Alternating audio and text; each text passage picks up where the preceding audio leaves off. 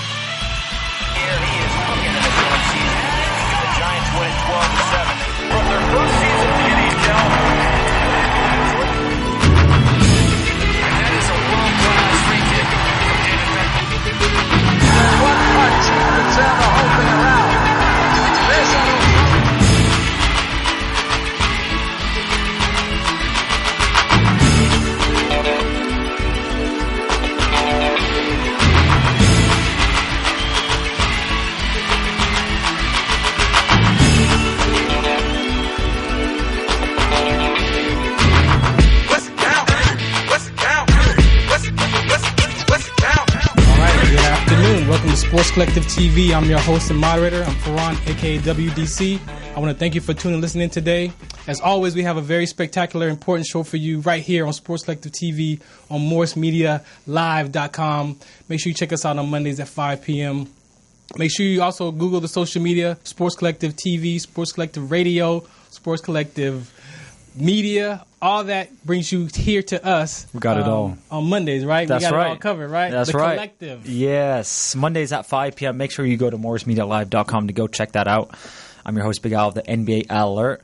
Got my man WDC to the left of me. What's the count? We got an interesting show planned for today. A lot has been going on in the sports world, but we'll from soccer in to everything. The NBA to the NFL. Even to the NFL. Even with a lot of administrative department movement, which we'll get into a little bit later as well. So we got a lot of interesting things happening.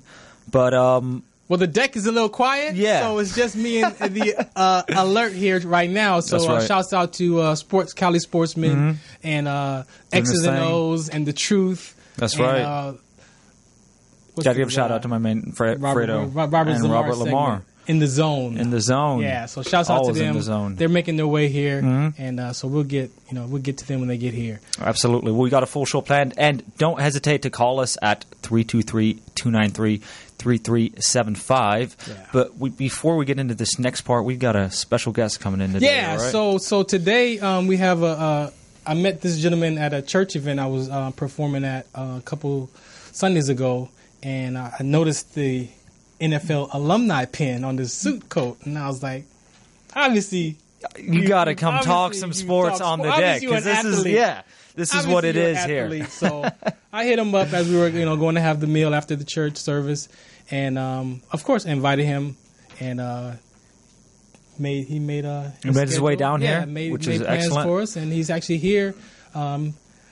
Older gentleman from the said he played for the Benny and the Jets. So he played for the Jets, went to Oregon. So he's my guest today, and actually we're gonna share him here at the counter on the deck at the Sports Collective. So we're gonna talk to him and bring him up here and just go. I'm gonna go back in time with him from childhood, and then what was the drive to all this, to play in the NFL, and actually through college, high school, all that era. The whole process. Then get into the NFL process, and then actually what he's doing today with the NFL alumni. Yeah, absolutely. And I definitely want to get his take on some of the current NFL situations, what he thinks about some of this player movement going on and these new building teams. So we got a lot of sports to talk about, which will be coming up soon. Yeah, so I think we should do you want to touch on anything particular before we get the interview started? Is there anything you want to do? Are you going to leave it for the alert? I think we're going to leave a lot of that for after, because big things have been happening in the sports world. So stay tuned for that. We got the bells. Coming later. We got the bells. We got the people. Stay tuned for that. All right. So make sure, again, my portion of this conversation, you've seen the PSAs about sickle cell trait. For those student athletes that play sports, sickle cell trait is now mandatory for all NCAA students to play sports to have a sickle cell trait test done.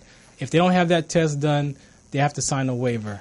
Reason being that some athletes have been playing football preseason, exercising, running track, different classes, and have collapsed, and some of them have died at these colleges. And so now that the NCAA a few years back has made it mandatory, so what I do now is I actually experienced that sickle cell trait exertion where I got done with the tumor run in the military and collapsed and had the whole rhabdomyolysis, the renal failure and all that, and had no idea that it was sickle cell trait related until 4 years later when I ran into one of my officers that I served with during the war. And by that conversation with him, him asking me how I've been and me telling him what my experience was, he says, well, I have sickle cell trait and I have, these drink extra water and these vitamins. And I'm like, man, why does that sound familiar?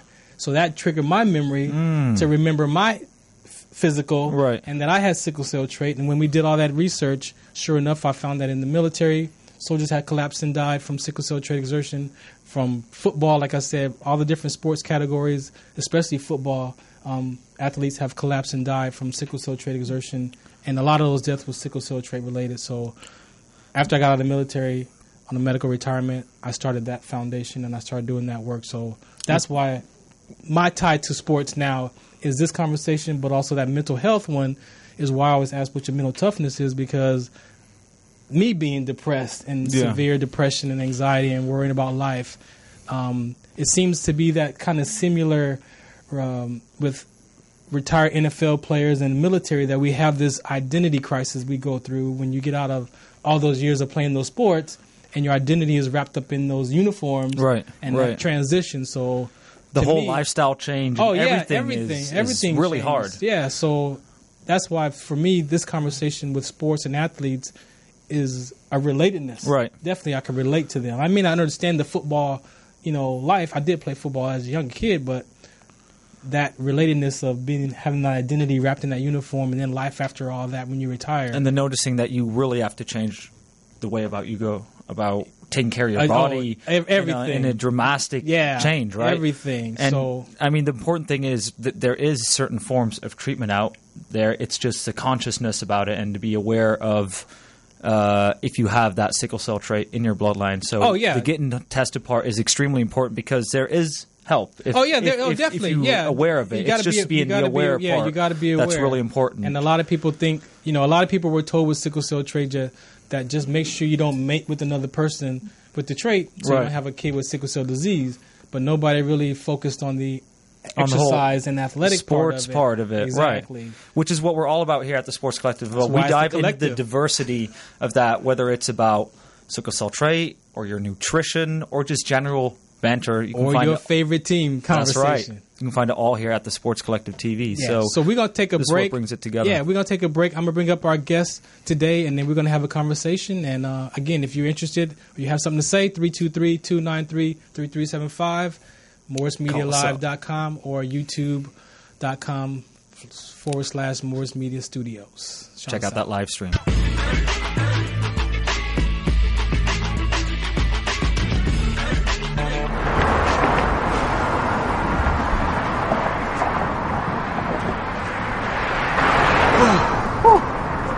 Hey, what's up, man? How you doing? I'm blessed, my brother. How you doing? I'm good, man. I'm good. Hey, did you see the game last night? Oh, that was a good game. But did you see the shot? I lost money from that shot. Oh, man, that shot was cold, man. I hated it, but it was good. Damn. What's in those jeans?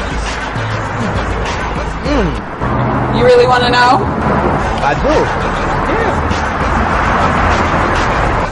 Exhaustion, muscle spasms, asthmatic issues, unexpected sickle cell trait crises. Damn, are you serious? When I was young, I found out I had sickle cell trait. My mom's told me, but I ain't have no knowledge of it. But when I got older, I had a child, and the doctor told me my daughter has sickle cell trait. Do you know the facts that both parents have sickle cell trait? There's a 50% chance the child may have the trait, and 25% chance the child may have the disease. Hey, that's what's the count. Do you know that 2.5 million people in the United States have sickle cell trait, 300 million people globally? I didn't find out I had sickle cell trait until I was in the Army, 10 years. Next thing you know, I had a sickle cell trait exertion site. Sickle cell? I thought that was a black gene or something. Nah, man, the Latin community is number 2. 1 out of 36,000 babies are being born with sickle cell disease. You could be Caucasian, Mediterranean, European. You gotta know your bloodline, man. There is an inherited gene in our community that has been forgotten. The name is sickle cell trait. WDCONSCT, also known as what's the count? is out to bring awareness, education, and prevention to people all over the globe. Want more information? Call us now at 323-215-5384 or visit www.wdconsct.org. All right, welcome back again to Sports Collective TV. I'm your host and moderator. I'm Farron, aka WDC. If you want to follow me, Twitter, Instagram at IamWDC, and the Sports Collective Media on Instagram is at Sports Collective Media. So as we mentioned to you at the start of the show, we have a very special guest here. I met him only a few weekends ago at a church service event that we performed. Me and Jody, we performed the Battle of the Gene song, and we advocated for sickle cell trait there. And I saw Mr. Reginald there. And I've noticed that pin on your jacket, and that was the icebreaker for me to create a conversation and invite you to our show here. So thank you for accepting my invitation. Thank you so very much for having me here. I'm excited to be here and look forward to it all week. Yeah, thank you. So introduce yourself to the guests, and then we'll go back in time and create our conversation. Back in time. That's a long time. I don't know we have that much time. Again, I'm Reginald Reggie Grant. Played for the New York Jets 100 years ago.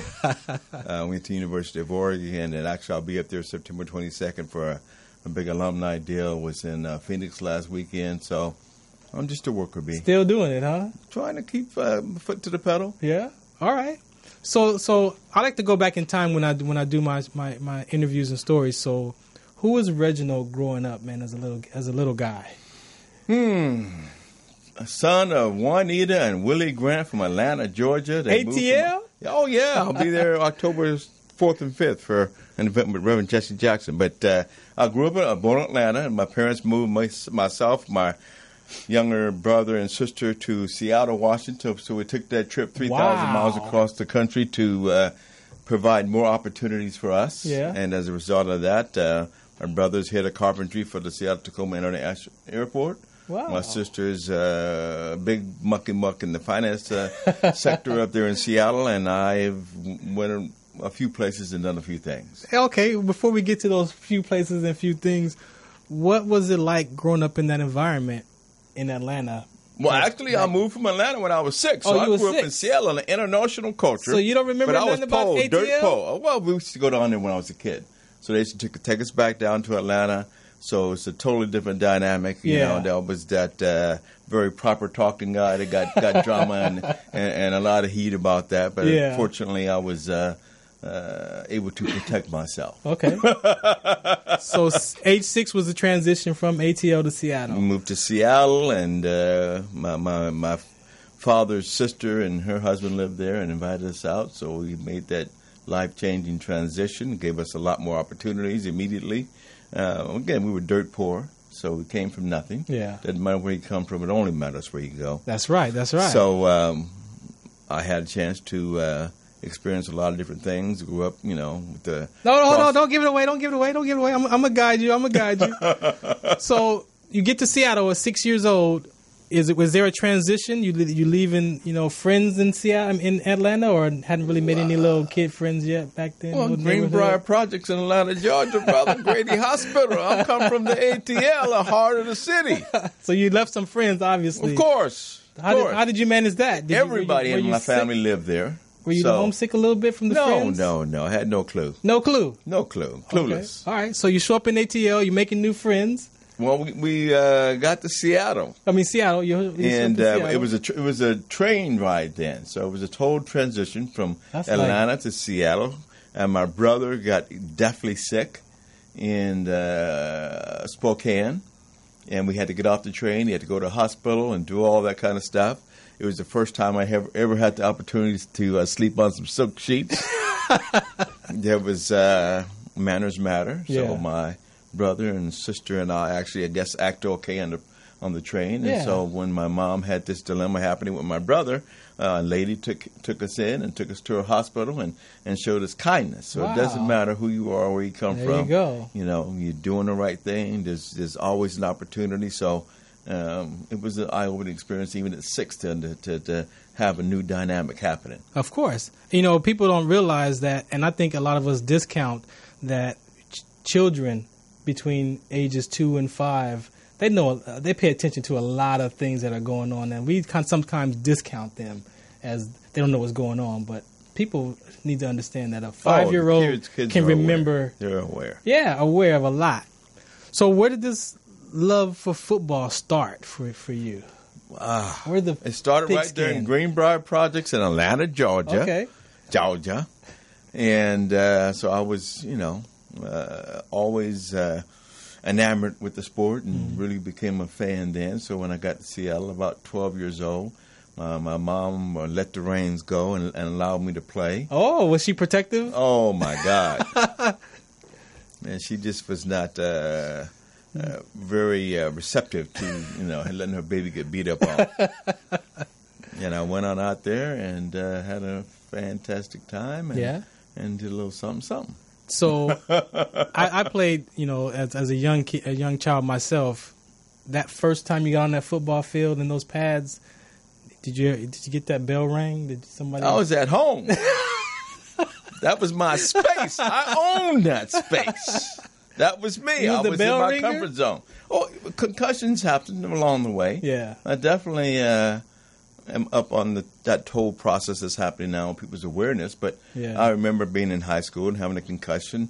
Robin Earl, who also played and ended up playing in the league, grew up in Seattle as well. And we played against each other, and he was a big old fullback, and I was 5'9", 165 pounds. Wow! We met on the sideline, and I, did some damage to him, but I definitely had a concussion. But I was back in the next play. That was the old days. You was back in, right? It was normal. They give you some smelling salts under the nose and push your behind back out there. Be tough. Right. So you're 12 years old. You get into the pads. Your mom opens up the door pretty much and says you can play football. High school football? And I was a 3-sport guy in high school. Okay. So I played football and basketball and ran track. And, I was, an athlete. I was hungry. At 10th grade, I realized that I needed to pay for my college education. Okay. I clearly understood that the people that run the world had college degrees. Yeah. So I needed to figure out a way to pay for that education that my parents was pushing. And I decided I needed to leverage athletics and became a avid student. And more importantly, as important, I grinded on the field. And I used to wear a 25-pound weight jacket and run up these hills. I was running my way out of poverty. Wow. So there's this, process of, wanting to that vision of playing college football or playing in the pros, right? What did you see? I mean, obviously, what did you see that you had to become to get that part? Because a lot of kids aren't aware of the process. Oh, the process is intense. So back, can you say what year this was for you? Oh, sure. I was a rookie with the Jets in '78. I graduated from high school in 1973. I just look good, man. So 1973. What was the process from high school to college? Well, I was recruited to about 65 schools. Now, I ran track. I was third in the state in the 100 in Washington. I was state indoor long jump record holder, jumped 24/11 indoors back in 71, 72. I was an athletic phenom. I was a beast. I was hungry. So you had options. I just turned that hunger into, I had to use that as my vehicle. That was my vehicle. Yeah, it was my car. That was your way out. And I clearly understood that I did not want to be poor. I wanted to be a professional athlete. I wanted to be a business person, but I had to figure out how to navigate that process. And people don't understand how difficult and what a weeding out process that truly is. Yeah. So before we get to that part, how did you maintain from not going in that negative route? Were you disciplined, having no girlfriends? Like, how did you stay out of trouble? I was hungry. Number one, I was hungry. I was a man. You was driven. I was driven. Now, not to say that things don't happen. At 12, one of my friends gets in the car with some other friends, and they're playing with a gun. He gets shot in the gut. Well, this is the end of the story. Yeah.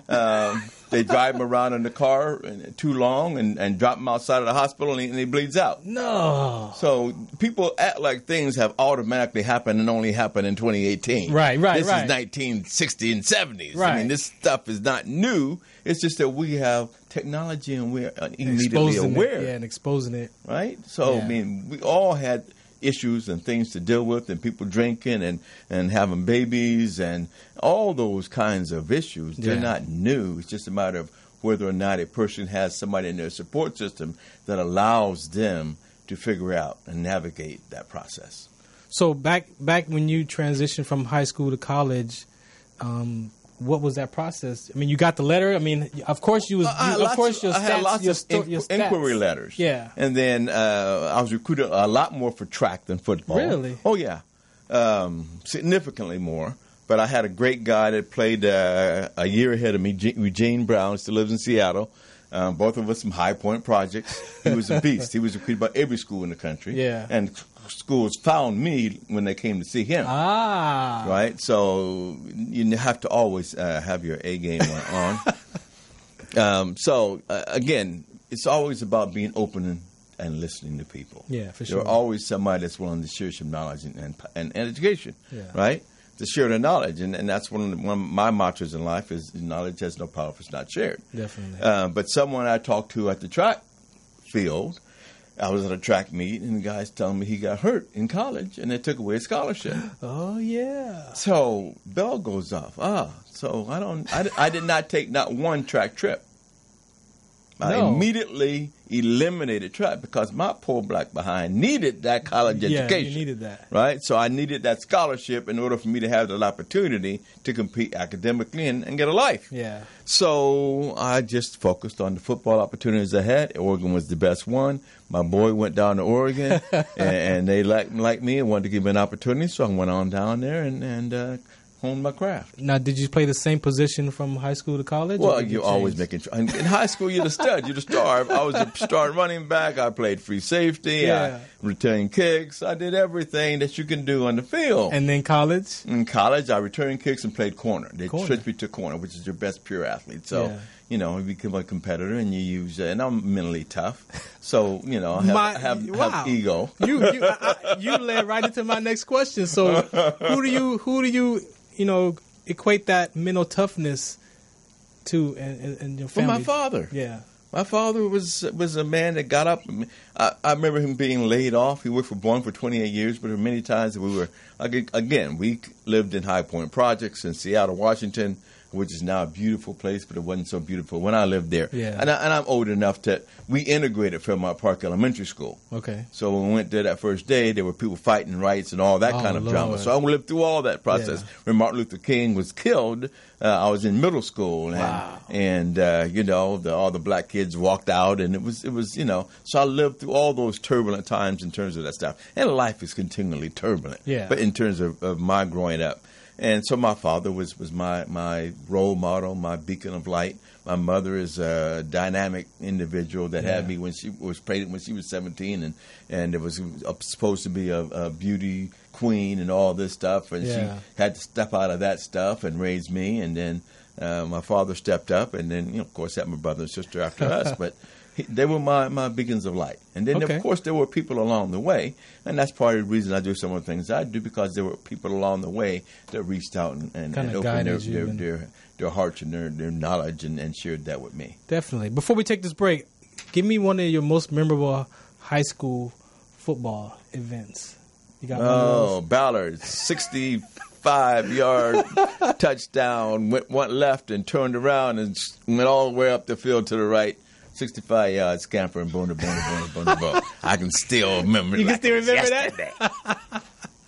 And just drop the ball and walk. That's all you can do, just drop it like nothing happened. Like I done done it before. All right, so give me one of those college ones.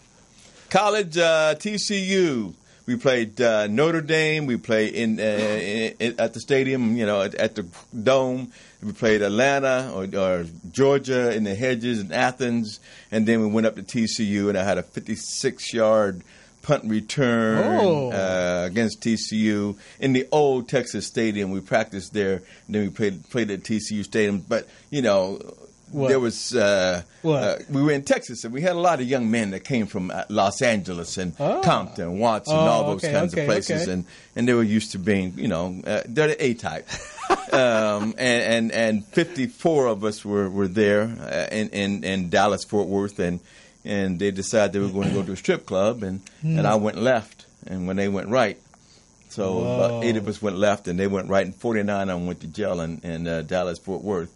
And 20 years later, I see Coach Brooks, who was head coach at Oregon at the time, became the coach of the Kentucky and the Rams and all that. And his wife, Karen, runs down, Reggie Graham, you're the one of the smart ones. You didn't go to jail in Dallas. And it's 20 years later, so the things you keep following. Right? I mean, they call that character, right? Oh, you got to do the right thing and make the right choices. Wow. You've heard it right here. This is my special guest, Reginald. Man, again, thank you so far for being open up to share, your story and who you are. And we're going to take a quick break because we're going to get into a little bit more of that transition from college to NFL, and then we're going to get into what he's doing today as an NFL alumni. So keep it right here, Sports Collective TV. We'll be right back.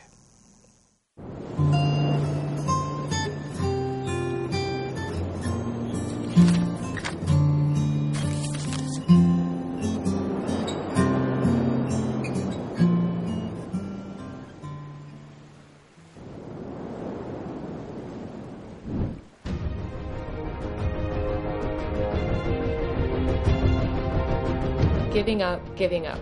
Chapter 1. Winners never quit. Hey, I'm Sergeant First Class Ferran Dozier. I'm here at the military base, and I have the sickle cell trait. Now, why I got involved is I experienced what they call sickle cell trait exertion. And I was doing the Army physical fitness test, the 2-mile run, and when I got done, I collapsed. A lot of soldiers and athletes have been dying at football fields and running track, and the family members have no idea that they have the sickle cell trait gene or that it's a trigger. So my purpose is to mobilize the community so we can find out what's in your genes. How will life be if we could prevent another child from being born with sickle cell trait or disease? And if a child was born with the trait or disease, that the family members would have the education, awareness, and resources in every city that they lived in. So tune into our webinar series and find out what's the count. What's the count? What's the count? What's the count?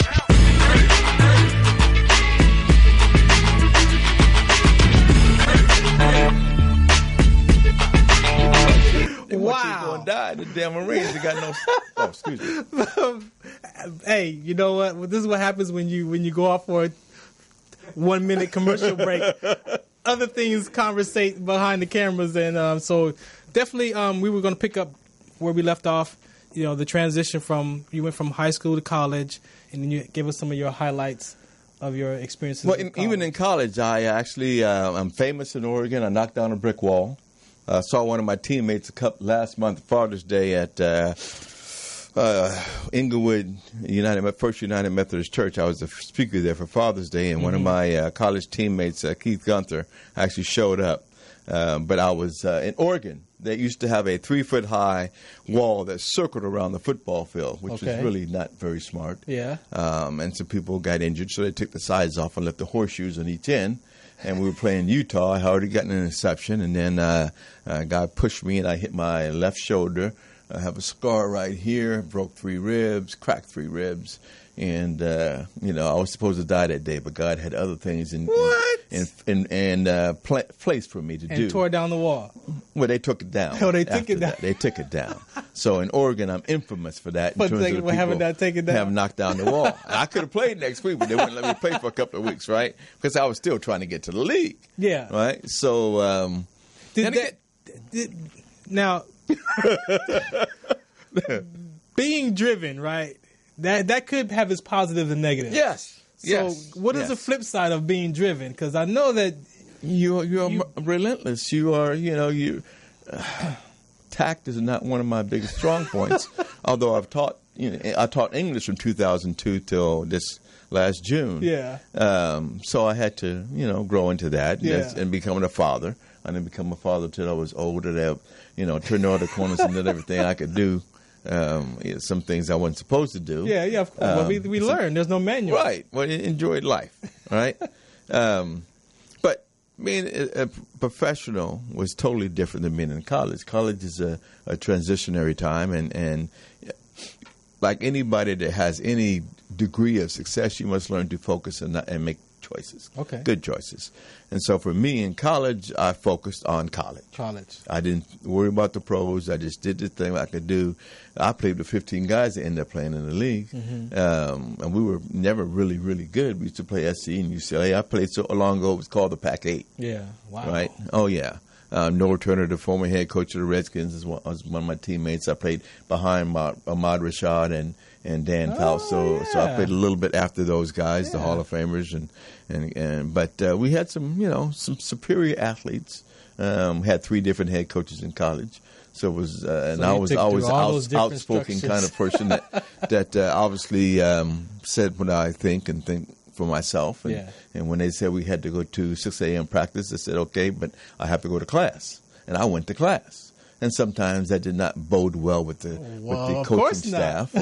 And so we had one experience where we were outside. There was 25, 30 black players, and all of a sudden we were congregating outside. This is before Autzen Stadium looked like it looks now.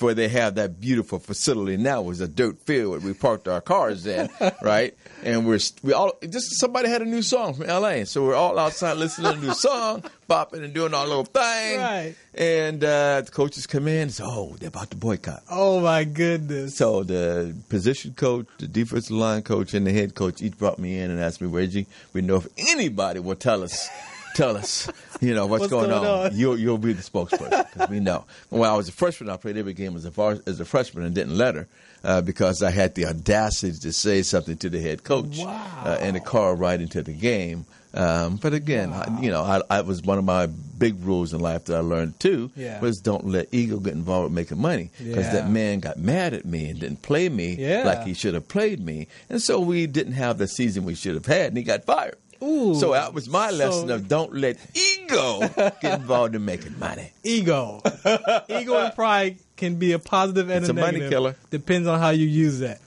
So let's go college, right? So you're coming to your end of your college. What's the transition to the pros like? So what was that like? What was that experience like? Well, in college, I actually was redshirted, broke my collarbone one year, so they redshirted me. And again, people don't understand the dynamics. College is big business. It is about money. Yeah. We played Georgia. Again, I'll tell you about the year we played Notre Dame, Georgia, TCU on a 3-week ride before we get back to the school. And, they made millions of dollars.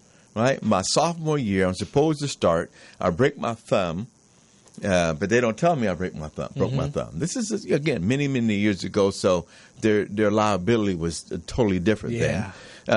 So they tape it up every day. I go to practice for 6 weeks in spring ball, and then at the end of spring ball, they say, Reggie, come on in. We need to put a cast on your thumb. I said, a cast? Yeah, your thumb was broke. The coaches said, thought you needed to work because you expected to start.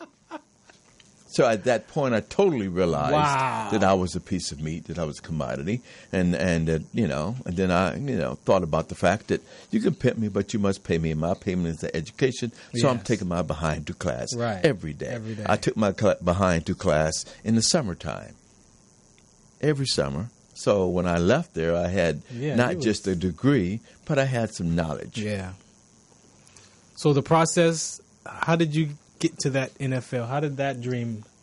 Because that's rare. But again, not everybody gets there. Not everybody gets there. 0.003%. Right. So average guy's gonna play 1.5 years. I know the data. And a lot don't go from high school to college either. Of course not. So those numbers. 10 million play little school. Thank you. Pop Warner football. 1.5 to 2 million play high school football. There's only about 600,000 are going to play college football at any one time. And then 50,000 on scholarship. They only draft 325. There's 32 teams. There's 7 rounds. It's not a great opportunity for most people. But you were driven from day one. Of course I was driven, but if I was focused on where I was at that time. Yeah. So when I was in high school, I was focused on being the very best I could be at that time. When I was in college, I was focused on being the very best I could be at that time. So that opened the opportunity for me to play in the NFL. I was a 9th-round draft pick, and that was partly because I would probably be drafted much higher, but I was damaged goods. I'd had that major setback when I was a junior, and so that hurt my stock. And I wasn't a big guy anyway. 5'9", 175, 80 pounds in college, 85 pounds by the time I became a pro.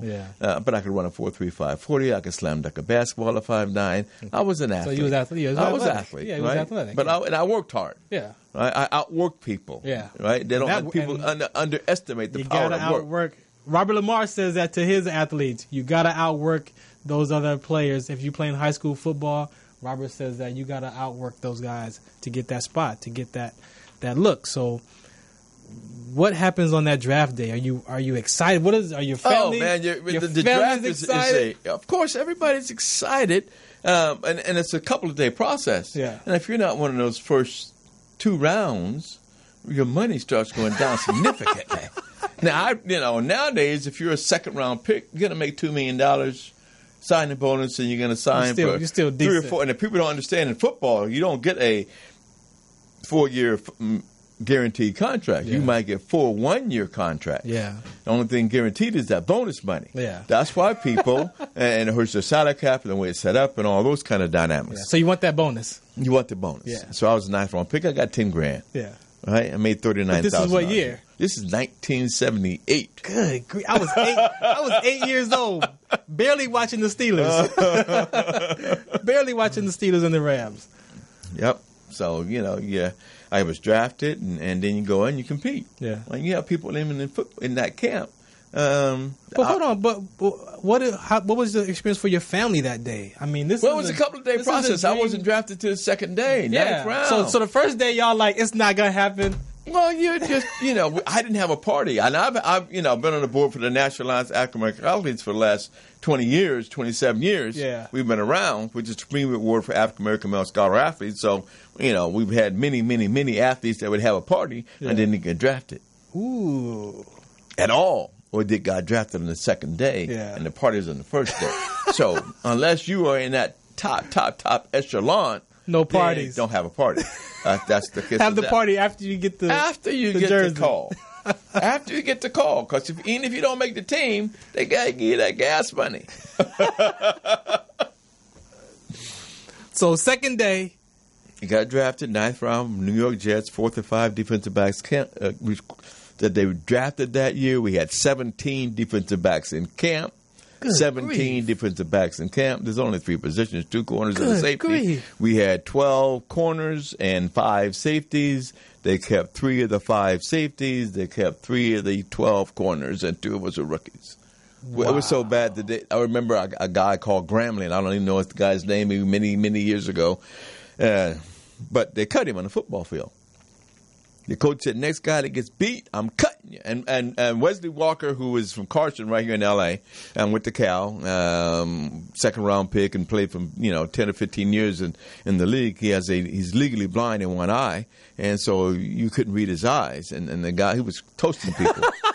And Wesley said, and the defensive back coach was very upset, and he got mad with him and with us and said, the next one gets beat deep, done. I'm cut. Done. And he literally cut the kid on the field. Wow. Now you've played middle school and Pop Warner and high school and college, and you're the beast. If you're there, you're the best of the best. Even those people that get cut, they can run fast and jump high. Ain't no wimps out there. Wow. Okay? And so they cut the kid on the field. Said, son, stop.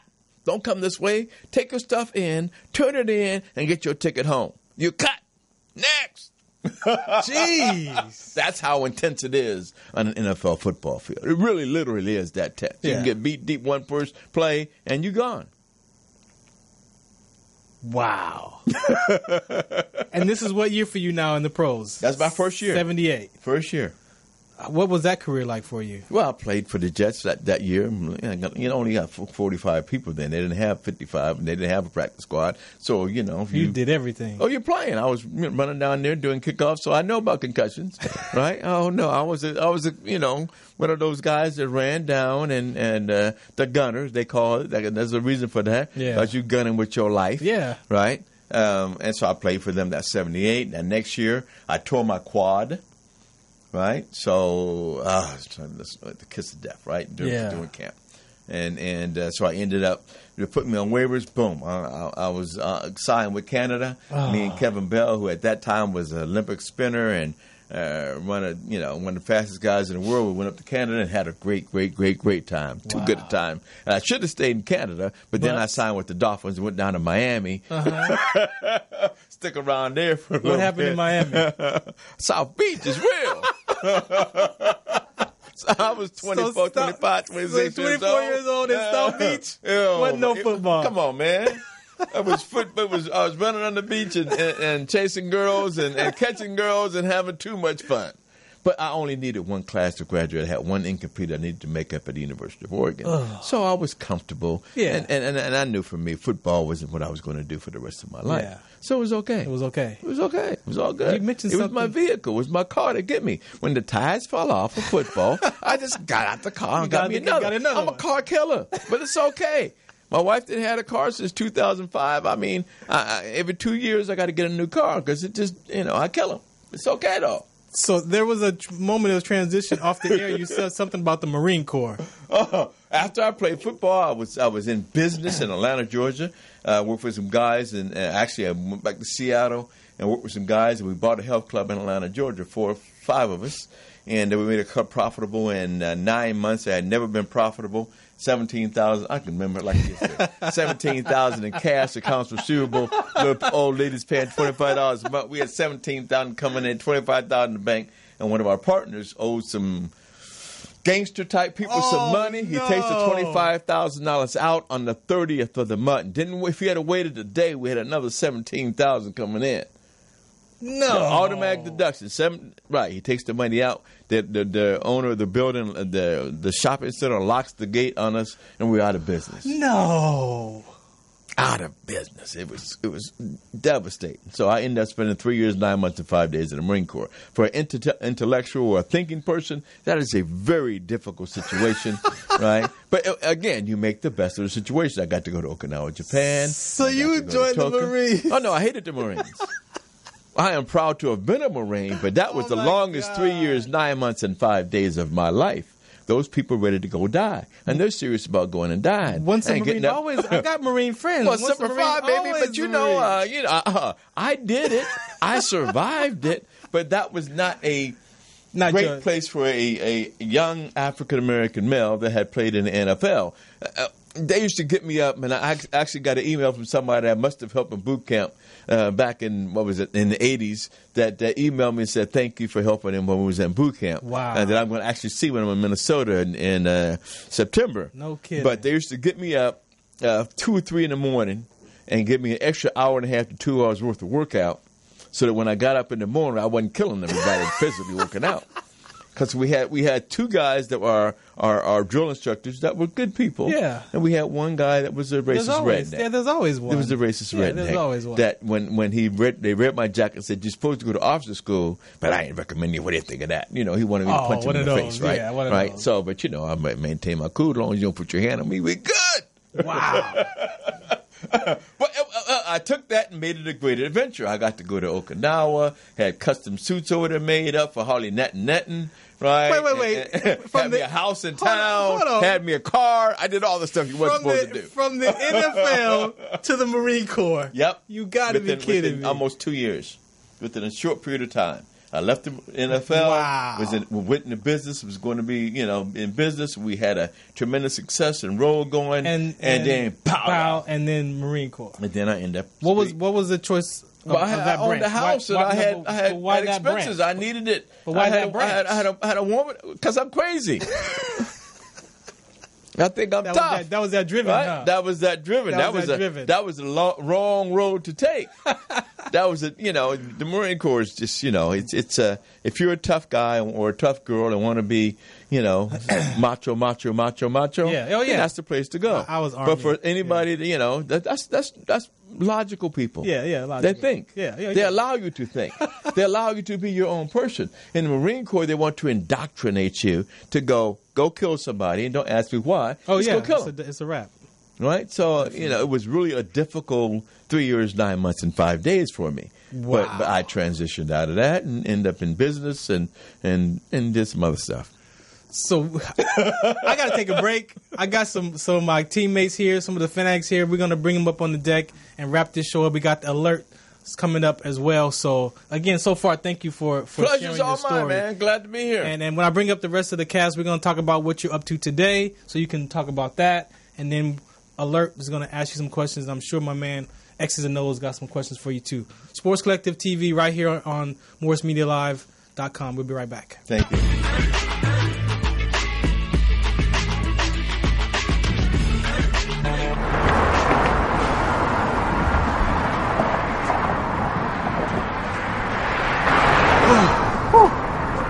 Hey, what's up, man? How you doing? I'm blessed, my brother. How you doing? I'm good, man. I'm good. Hey, did you see the game last night? Oh, that was a good game. But did you see the shot? I lost money from that shot. Oh, man, that shot was cold, I man. hated it, but it was good. Damn. What's in those jeans? You really want to know? I do. Exhaustion, muscle spasms, asthmatic issues, unexpected sickle cell trait crises. Damn. Are you serious? When I was young, I found out I had sickle cell trait. My mom's told me, but I ain't have no knowledge of it. But when I got older, I had a child, and the doctor told me my daughter has sickle cell trait. Do you know the facts that both parents have sickle cell trait? There's a 50% chance the child may have the trait, and 25% chance the child may have the disease. Hey, that's what's the count. Do you know that 2.5 million people in the United States have sickle cell trait, 300 million people globally? I didn't find out I had sickle cell trait until I was in the Army, 10 years. Next thing you know, I had a sickle cell trait exertion site. Sickle cell? I thought that was a black gene or something. Nah, man, the Latin community is number 2. 1 out of 36,000 babies are being born with sickle cell disease. You could be Caucasian, Mediterranean, European. You gotta know your bloodline, man. There is an inherited gene in our community that has been forgotten. The name is sickle cell trait. WDCONSCT, also known as What's the Count, is out to bring awareness, education, and prevention to people all over the globe. Want more information? Call us now at 323-215-5384 or visit www.wdconsct.org.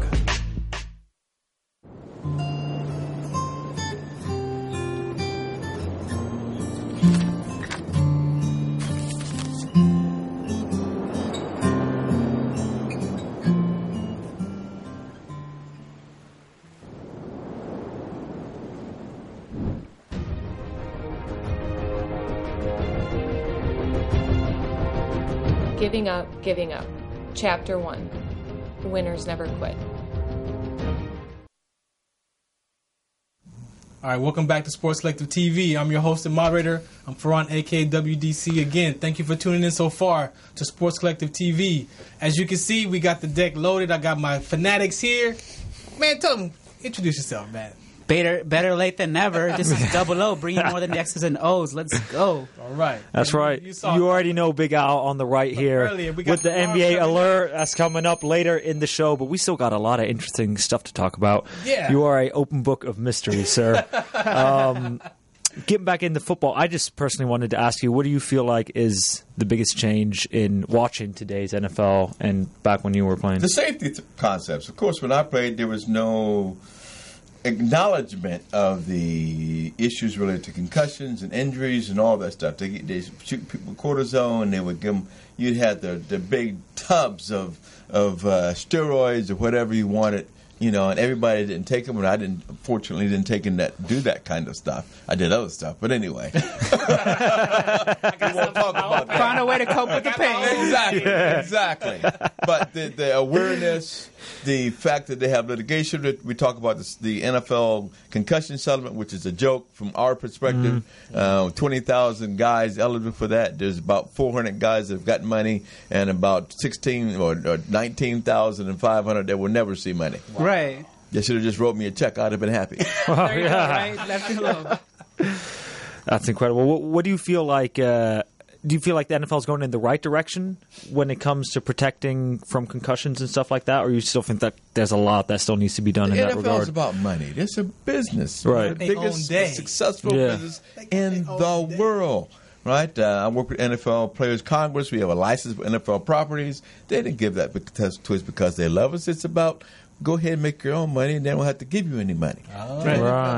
Okay. It's all a business. Is a business. 32 billionaires. Only 2 or 3 of those guys make their money from football. Right. Most of the people, that's their toy. That's their hobby. Right. They have a different kind of conversation. We play fantasy football. They actually play real football with real people. Exactly. Trade his ass. Exactly.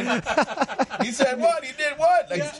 Jameis Winston's an alumni of the Watkins Whoop Scholar Athletes, and he made a faux pas which is idiotic. But anyway, you're making $14 million. You wanted it. Come on, you can grab a whole bunch of people. No. I want this boy. I want to just go down to Alabama and slap him and his daddy. And his daddy's a nice guy. Let me ask you a question back to the concussion. So the only sport I feel like you could even compare football to is, let's say, even though it's a completely different sport, rugby. But why is there a tremendous more higher number of concussion, injuries from football in comparison to rugby? In a sport that has more protective equipment, right? You know what I mean? The equipment is designed to hurt you. Right. Have you ever been hit by a helmet? and that's what I want. Have you ever been hit by a shoulder pad? And that stuff is designed to inflict bodily pain. And that's my question. How is it that we're teaching our kids to wear these stuff, right, to protect you when they use it for weapons? It is a weapon. Right. Football players are the modern day gladiators. Right. It's the closest thing they can get to gladiators without actually having somebody get their head chopped off. So, yes, they're going to do some things to placate the public. But they are in the entertainment business. Right. It's definitely entertainment. And I hope people remember that. Do you remember, what was it? I think it was the Saints, their defensive coordinator who had a bounty hit list. You're just talking about public. No. That's everywhere. Right. That was what it exposed, but I'm saying that culture is everywhere. That is the culture of American football. And it still is today, right? That hasn't slowed down in any way. It's not publicly stated. Yeah. Right. There's ways to say things. I'm an English teacher. I can dog you out without using profanity. All right. Yeah. So I can tell you to go kill somebody without saying, kill him. Right. A bounty on it. But I'm going to cut your behind if you don't. Right. Exactly. Incentives, motivations. Like you said, you go out there, make that big hit. That's how you get more playtime. Right. And those are the things that you set the culture in. Like, I think they were saying, like, you hit someone, like, you knocked them out. They were getting thousands of dollars. Of course. Right. and to someone that's already making a lot, it's like, it wasn't about the money. It was just about, like you said, getting that top play, getting yourself seen on SportsCenter. Like, oh, my God, this huge hit. It's like nowadays, but it's internal culture as well. Yeah, exactly. Right? So if we're boys and we're competing, and you're the left end, I'm the right end, and who's gonna get to it? We might have a side bet. We might have that girl. We gonna say we gonna share. I'm just saying. I remember my day growing up. We used to play sideline pop. Yes. Yeah. Kids don't play outside no more, but that was the big hit. You won it. You were waiting for someone to get closer. Exactly. You let them catch it, and then right after you catch it, you came in and you popped them. Yes. It wasn't about winning. It was about who got the biggest hit. That's that internal competition. Right. Right? That's the cultural dynamic that you have to see evolve in a different way for it to not be so detrimental to the physical human beings. But football is not going away. No. I don't care what they say. There's somebody that is in Greenbrier Project or High Point Project or Bethesda or somewhere that needs an opportunity. Right. LeBron just signed for $35 million a year for the next 4 years. Booyah. Right. There's a lot of incentives. Right? Everybody can't play basketball. But if you're a super athlete and you can play football and you pay for your college that way and you have an opportunity to make $14 million next year, or the minimum salary if you're just a scrub. I shouldn't say scrub. There's no scrubs there. But if you're making the minimum, entry level, it's $650,000. Yeah. It's $75,000 to $80,000, maybe $100,000 this year. You have to look at the collective bargaining agreement for the practice squad. Right. $100,000 for the practice squad. Wow. That's a lot of dough. Let me ask you this also as well. Why is it that the NFL is, I think, the only out of the top professional leagues not to guarantee their contracts, right? He mentioned that. But that's a collective bargaining thing. We have a weak union. There you go. So if you play baseball, you play 1 year, you get 1 year's pension. If you play basketball, you play 1 year, you get 1 year's pension. Right. You play hockey, you get 1 year's pension. You play football, you have to make 3 years. The average guys ought to play 1.5 years. Right. But so you have to make 3 years in order to get a pension. So there's a lot of guys. That's a stretch. Right. Yeah, there's lots of guys that will not get pension. That won't get to those 3 years. Won't make it past their first. 1.5. Yeah. I had a young man that went to college with me at Oregon that was on the Jets with me when I was a rookie that hurt his knee his first week we were there. Well, he still lives. Right. But he don't get any money. That's that's hard, especially when you prepare your whole life for that moment. Then after that football life, you got to become a normal person. You got to transition. Right. Transition. That's the hard part of it, is the transitioning out of anything, whether it be the military, whether it be professional athletes. And you've been elated And you've been the best of the best if you were there at that level. Right. Even in college, you're elite. Right. And then all of a sudden it goes away. Yeah. None of that adulation, none of that support system. I would tell kids all the time, don't take the 2-year ride, get that 4-year education, because now you're part of that infrastructure. Yeah. You have study hall that they pay for. You have a meal plan so you can eat on campus, right? And so what's your take on the NBA trying to bring back the allowing youth to enter the draft at 18? So it's taking away the. Of course, I think they should let them do it. Okay. Yeah, no, I get it. As a professional athlete, of course, I'm going to lean that way. You need to, if you can run fast and jump high, get the money. Right. Get the money. 40 years later, I wish I went to Canada a year earlier and gotten that money. Yeah. I should have taken the money when they offered me the money. There's probably a lot of you have to be eligible to go to that one and done. You have to be college eligible in order to get in there. Yeah. There's probably a lot of talented athletes that fall between the cracks because they don't meet that. Even that criteria of getting to, community college, you still have to meet a certain GPA. So having those individuals now have an opportunity. Because I remember when it was still in place, I used to have friends that they were on the basketball team, but they were still training. They were still working out because they never know. Maybe at a camp or anything, they might impress someone that day and get a contract, coming right out of college. And that's something that we don't see in our communities, having that opportunity. So, I mean, I'm excited for that. But one thing I look at is, how many of those youth are not even going to consider even going to college or education or valuing that? Well, again, there's only a few people that are 7 foot tall. Yeah. Right. There ain't that many. Everybody needs to get that piece of paper. Right. Because I don't care how fast you run, how high you jump. At some point, you cannot run fast and jump high. Right. That was my thing. That was my thing. When I was in Crenshaw, I was like, all right, I'm not getting taller than 5'5". There's no way I'm making the team, so move on. Alert. All right, so we got about 5 minutes left. We're going to turn it over to the alert alarm segment real quick. And I know you got some things that you want to address. So yeah, definitely. A lot of things going down in the sports world. I just wanted to let Reggie know real quick what the deal with the bells is here, just so we're not catching you off guard. This is a time of this show where we bring out the segment called The Alert. And the basics is I name the story, and in response to that, you will ring the alarm if you think that is cause for alarm for either the player or the concerning team or everybody around that. I say something outrageous, slap that thing. Gotcha. So what's the first question? Let's go. LeBron joins the Lakers. What are the expectations, guys? Oh. World championship. What you say? World championship. That's what he's here for. There's only one reason to come here. Here's my question to that.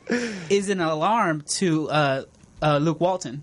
With LeBron coming here, how he always chooses his coaches. Is this an alarm to Luke, knowing that maybe he's out of this picture because he is a new coach? Nah, he doesn't play by the rules. Because remember, he has a I would agree with that. He's trying to implement. He's trying to implement that. The system is gone. That's what I'm saying. Put that system in the box. It's an alarm to Luke saying, whatever you had planned up to this point, you need to go back to the drawing table. We got a new offense. We got a new coach coming in, right? Yeah. So definitely Luke has to submit to whatever LeBron will do. And if he does fight against it, then I would say his position's in jeopardy. He's submitting to Magic. He's submitting to the whole staff, right? The ownership of hey, we're not running these plays anymore. We're running these plays now. Yeah, make these work. And that's simple. That whole trying to implement the Warriors style of basketball, that's out of the window now. I don't think we have the personnel to do it. Nah. Oh yeah. You don't have the shooters. How should hardcore Kobe fans feel about this? Because back in the day, Kobe fans weren't the biggest supporters of LeBron James. I've been seeing that. Kobe was still Lakers playing. lovers, LeBron haters. Where do you sit on this? Y'all in trouble. Oh, hey, that's all going to go away once we get that championship. All those LeBron haters in LA. Oh, yeah, of course. Go away. Like you said, gonna go away. LA is a winning city. You win a championship, I don't care who you are, we're going to love you. And that's the thing. But if he doesn't, that hate is going to come 3, 4, 5 times as much. He's making $35 million. You don't care about the hate. You don't care about the hate. He's probably getting a helicopter playing for Westlake. Oh yeah, of course. In a canyon somewhere. Now, was it a surprise for you guys to see Paul George sign with OKC for another 4 years? Did that come as a surprise to you guys? I feel that was smart on his behalf. How so? He's coming off a big injury, and I don't think the market was going to give him anywhere close to that. Stay where you at. Yeah. That's and at the end of the day, you are playing with Russell Westbrook, one of the best players. The thing is just finding a system that works and a balance that works. Right. But with his personality. Right. With the personality. That's what you got. Overwhelming personality. Oh, yeah, absolutely. Right? Paul George is we're going to get along kind of guy. Yeah. He's a beast of a player now. Oh, yeah. But he is just not dominant. He doesn't want to be in that LeBron magnitude to where we've talked about this before on the show. If they win, LeBron gets all the credit, and he's taking a bunch of scrubs, pulling them on his back and everything. But if they lose, it's like he's got no help. That will always be the counter argument. Well, at this point, you're part of LeBron's legacy. I don't care who you are. It's like he's building that legacy for like long term. So even if it was someone like Kevin Durant, I feel like he would still be kind of in the shadow of LeBron just because we're in his era. So at this point, you join LeBron, it's his team, and you're just joining it. Absolutely, and that's tough. That's tough. That's what pushed Kyrie out. He didn't feel like he had, even though like everyone should have that stardom. It was always a sidekick. It wasn't 1A, 1B. But there is no starter when you have the best. That's true. Best player on the planet. You got one more for 30 seconds? I got one more for 30 seconds. I want to know if you guys are going to ring an alarm for this one. What do you feel about LeBron James texting Kevin Durant, trying to get him over to the Lakers? Show me the text message. I don't believe no text message. I don't Fake know, news. Man. That's a news. knock on the credibility if that's true. Fake news. We'll find out more about that as didn't Kevin Durant already sign the 2-year extension? He did. Yeah. So, but apparently that came before that. But there's a lot of myth, or uncertainty if that really happened. Even if it did, that was out there for a while. I'm not surprised because at the end of the day, they're people. We hold them to such high pedestals. Yeah. Like, why can't they go behind closed doors and absolutely. create a team that they want? And they are seemingly kind of close to each other, so it wouldn't be unreasonable to do something like that. It's like white and black when it comes to like the NBA and the NFL. NBA, I don't know if you would agree, they have one of the strongest player associations, right? Yeah, of course. And that's why they're in this position where a player could literally move the whole league in the way he wants to. Anthony Davis is looking to do that next year. If the Pelicans don't move him, he's going to do the same thing. He's going to have his own selection day. Kawhi could do the same thing. Why? Because there's so much money like you were talking about. At the end of the day, I don't care what you want. We're going to give it to you because you attract so many people and you're talented, right? So it's becoming a players league. This is why it's the Sports Collective. Make sure you follow these guys on your social medias, on our platforms for all this highlights and sports coming up for next Monday. Mr. Grant, thank you so much for coming here. Yes, definitely. Show, man. Pleasure's all mine. I had a great time. Yes, definitely. We'll do this again. All right, for sure. I'll see you some more people. Of course. Back. Sports Collective TV right here. Shout us out. What's the count?